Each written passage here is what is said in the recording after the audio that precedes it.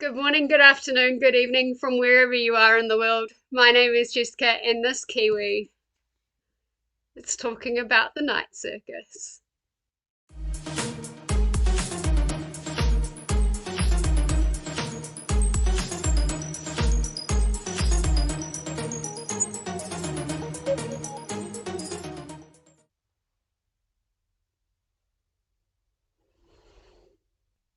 It's not it's not a bad book.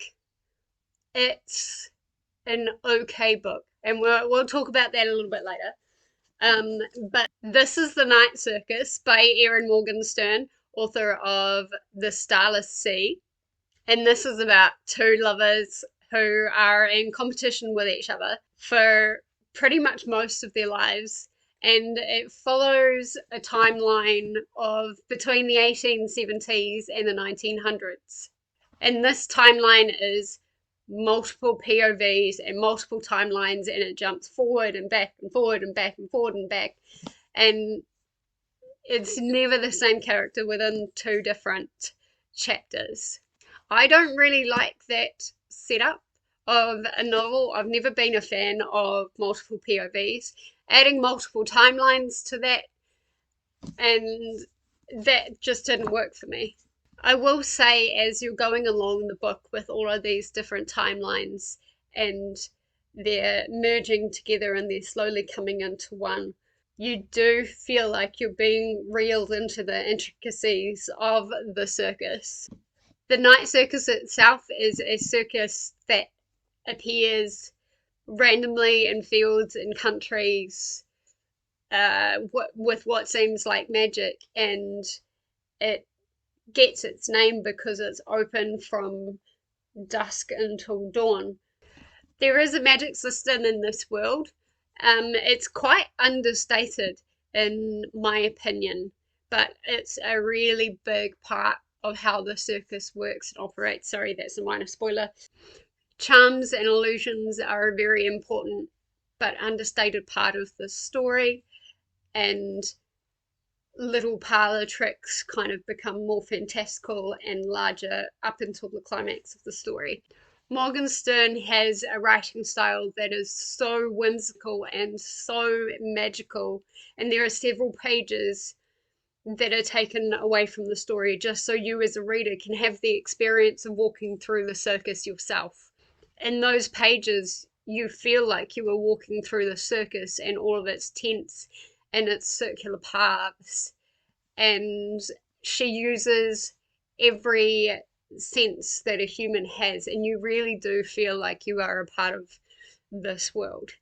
There is definitely an emphasis on the whimsicality of the writing and the whimsicality of the world and the circus itself, but that led me to the opinion where all of the characters that were used were severely underdeveloped. She spent a lot of time with descriptive world building, which was beautiful, but with so many characters that were there, none of them got enough limelight to really be flushed out, and in my opinion you don't really get to know them all that well. I think there were a few too many points of view. Every chapter was pretty much from a different character's point of view, so I think there were a bit too many, and if some of the characters really could have been cut so you could understand more about the important characters and understand a little bit of history about this lethal game that is being played between the two main characters, Celia and Marco.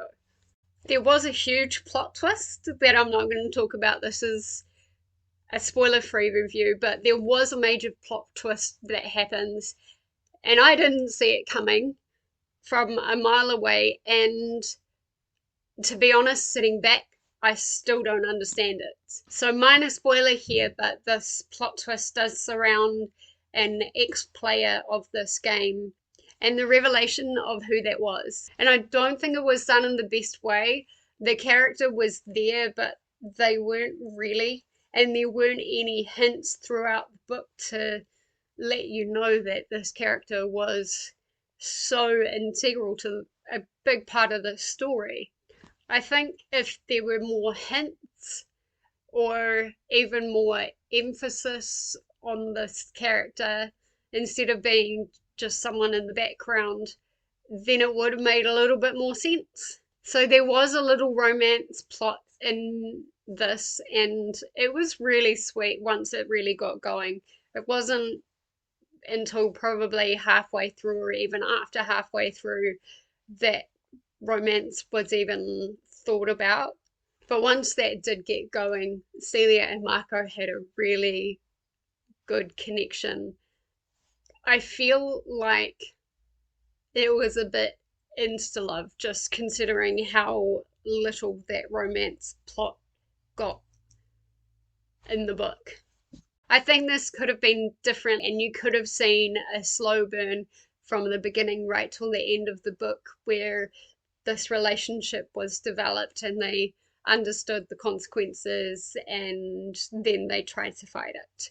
But it wasn't. It was a very small section of this book, and that leads into what I was saying about the characters were really underdeveloped. These two are the main characters, and it even says on the back about them being in love. But there wasn't much of that.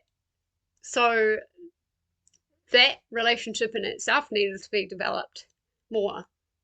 Overall, I would class this book as a historical fantasy with little sprinkles of magical realism and romance. I think while some of the characters were fleshed out and you could root for them, there were a lot of characters that didn't need to be there. I think the idea for this circus was brilliant, being open only at night from dusk till dawn, and the opening ceremony was written so well. I would have loved to have seen more from the point of view of the proprietor and just seeing what went on in his head and trying to figure out how this idea really came to happen, because I loved when I was reading his dinner parties about I think it was the midnight dinners. They were fantastic. So there were some parts of this world that I really liked. The characters needed to be more fleshed out, but the world itself was really stunning, and you really felt like you were there. And when they were talking about food, you could practically taste it, you could practically smell it. When they had the point of view of this person walking through the circus, you felt like you were walking through the circus. And this is kind of weird, but she put a lot of emphasis on the appearance of the clothes and the fabric and what the fabric felt like and looked like.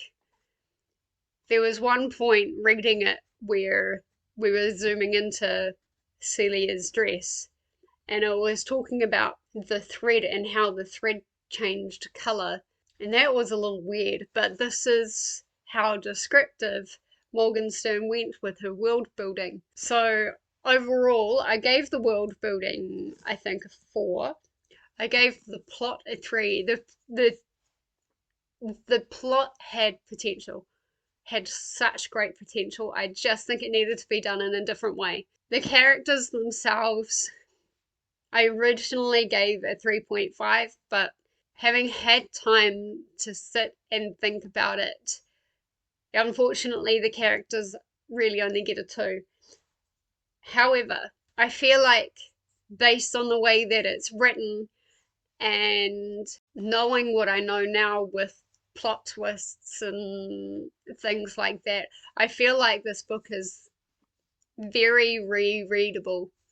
And so overall, I gave The Night Circus a 4, purely based on the fact that I think I need to reread it, but this would probably be on the top of my next list to unhaul if I didn't get anything else out of my reread. I'm really curious to know what you guys think of this book, because I know a lot of people loved it and a lot of people swear by it. I just didn't really like it very much. And that is it, guys. That is my review of The Night Circus by Erin Morgenstern. Definitely comment below and let me know what you think. If you liked this video, like and subscribe. And I'll see you next time. Bye bye.